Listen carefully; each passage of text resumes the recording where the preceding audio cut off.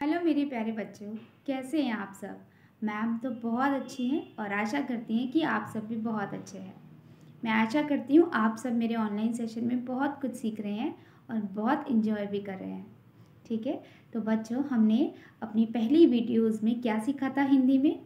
हमने सीखे थे अमात्रिक शब्द। हमने पहले वर्णमाला सीखी थी, फिर उसके बाद हमने अमात्रिक शब्द सीखे थे। वर्णमाला में बच्चों हमने स्वर और व्यंजनों को सीखा था। आप सभी जानते हैं कि स्वरों की जो होती है मात्राएं होती हैं। हर स्वर की एक मात्रा होती है। ठीक है, तो स्वर जो ये मात्राएं होती हैं, स्वर की मात्राओं को हम व्यंजनों के साथ जोड़कर शब्द बनाते हैं। ठीक है, तो आज हम आ की मात्रा के बारे में पढ़ेंगे। ठीक है, आ की मात्रा के बारे में पढ़ेंगे। पहले हमने अमात्रिक शब्दों के बारे में पढ़ा था। अमात्रिक शब्दों में कोई मात्रा नहीं होती है। बिना मात्रा वाले शब्दों को अमात्रिक शब्द कहते हैं। आज हम मात्रा पढ़ेंगे, आ की मात्रा। अ और आ में ये डिफरेंस होता है कि अ में जो ध्वनि होती है वो छोटी होती है, और जब आप आ बोलते हैं तो एक बड़ी ध्वनि निकलती है। जब आप मुख से आ बोलेंगे तो आपने नोटिस किया होगा कि एक बड़ी लंबी ध्वनि निकलती है। जैसे आम, आप आम बोलते हैं तो बड़ी ध्वनि निकलती है। बच्चों आज हम आ की मात्रा के बारे में जानेंगे। आ की मात्रा कैसे दिखाई देती है। अ में हम एक सीधी रेखा लगा देते हैं तो आ बन जाता है।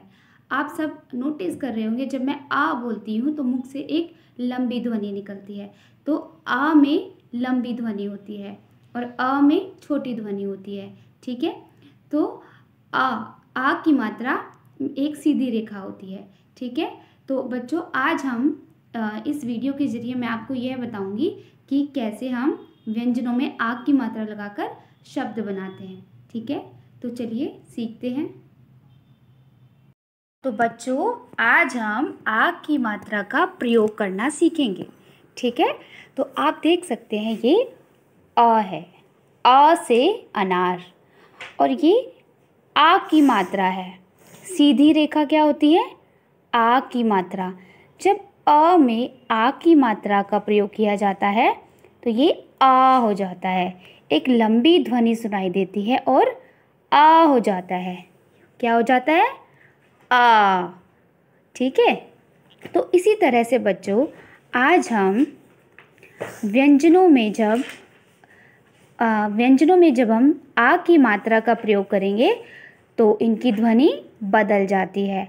ठीक है, तो चलिए देखते हैं अब। तो बच्चों ये है क। हम कैसे इसको पढ़ते हैं, क से कबूतर। और जब इसमें आ की मात्रा का प्रयोग होगा तो ये का हो जाएगा। क्या हो जाएगा, का। एक लंबी ध्वनि निकलेगी। ठीक है, अब ये है ग से गमला। जब इसमें आ की मात्रा का हम प्रयोग करेंगे तो गा हो जाएगा। क्या हो जाएगा, गा, और एक लंबी ध्वनि सुनाई देगी। ठीक है, अब आप देखिए ये है र से रथ।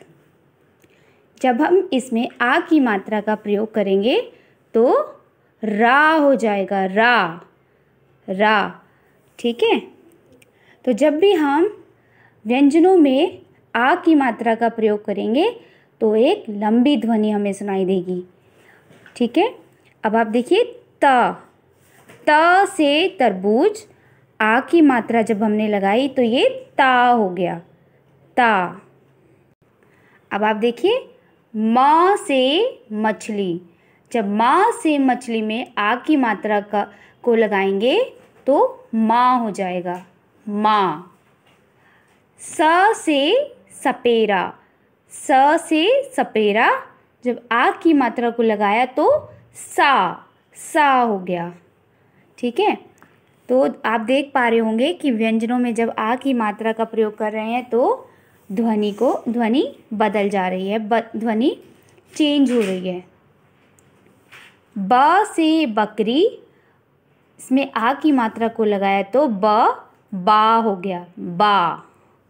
ठीक है, न से नल। न से नल में जब आ की मात्रा का प्रयोग हुआ तो ना हो गया, ना। तो बच्चों इस तरह से आप भी व्यंजनों में आ की मात्रा का प्रयोग करके उनको पढ़कर देख सकते हैं और आप देखेंगे कि उनकी ध्वनि चेंज हो जाती है। ठीक है, तो अब मैं आपको दिखाऊंगी कि आप अपनी उत्तर पुस्तिका में कैसे व्यंजनों को लिखकर उसमें आ की मात्रा का प्रयोग कर सकते हैं। ठीक है, तो अब मैं आपको बताऊंगी कैसे हम अपनी उत्तर पुस्तिका में व्यंजनों के साथ आ की मात्रा को जोड़ेंगे। ठीक है, तो सबसे पहले आप लिखेंगे आ, फिर ये आ की मात्रा आप लिखेंगे, फिर लिखेंगे आ की मात्रा। ठीक है, और आ की मात्रा कैसी होती है? एक लेटी रेखा फिर एक सीधी रेखा। ठीक है, तो आप लिखेंगे आ की मात्रा। ठीक है, अब आप देख सकते हैं मैंने यहाँ पर सारे व्यंजनों को लिखा है, फिर मैंने यहाँ पर आ की मात्रा को लिखा है। ठीक है, तो हम अब कैसे लिखेंगे? क में आ की मात्रा को जोड़ा तो क्या बना? क आ, का।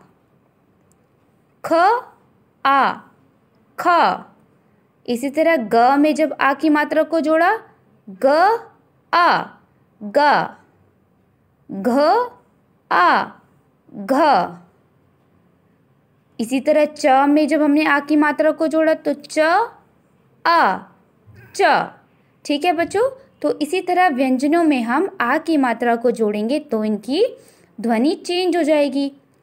च आ चा, छ आ छा, ज आ जा, झ आ झा। इसी तरह ट ठ ड ढ, ण त थ द ध न प फ ब भ म य र